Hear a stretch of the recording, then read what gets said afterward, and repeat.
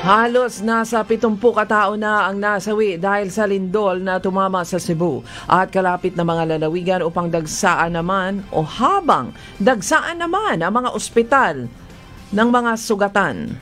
Karamihan sa mga nasawi ay sa Bogo City na nadaganan ng gumuhong gusali at mga bahay ayon sa Office of Civil Defense. Ang mga namatay sa Bogo City ay nasa 30 katao, 22 naman sa bayan ng San Remigio at 10 sa Medellin, 5 sa Tubugon at tig-isa naman o 5 sa Tubugon at tig-isa sa Sugod at Abuelan.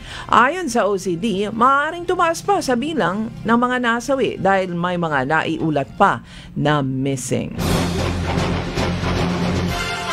Nakapagtala ang PHIVOLCS ng 848 na aftershocks ng magnitude 6.9 na lindol sa Bogo City, Cebu. Ayon sa PHIVOLCS nitong Miyerkules, sa bilang na ito ay 4 lang ang naramdaman ng mga mamamayan. Sinabi ni PHIVOLCS Director Dr. Teresito Bacolcol, inaasahang magtutuloy pa ang mga aftershocks sa mga susunod na araw o linggo, ngunit unti-unti itong hihina at bababa ang bilang. Binalaan niya ang mga residente na huwag munang pumasok sa mga bahay na may pinsala ng walang clearance mula sa mga engineer. Ang lindol na magnitude 6.9 na tumama sa Bogo City, Cebu nitong Martes ay dulot ng isang offshore fault na hindi gumalaw sa loob ng mahigit sa 400 taon.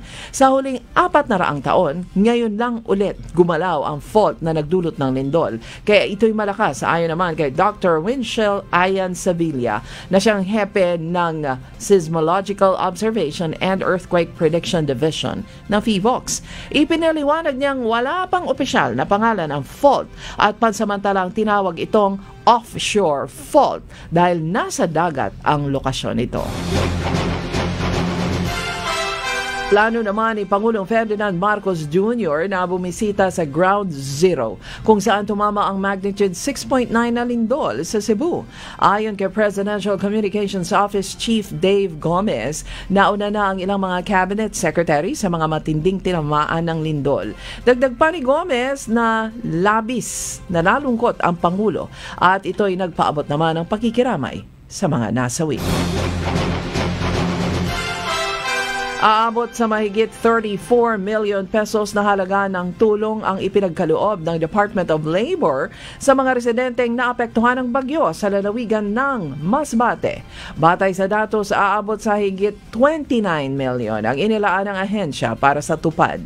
Samantala, bilang tugon naman sa direktiba ng Pangulo, agad namang ipinadala ni DOH Secretary Ted Herbosa ang mga nakahandang emergency medical response teams mula sa Cebu City patungong Bogo City.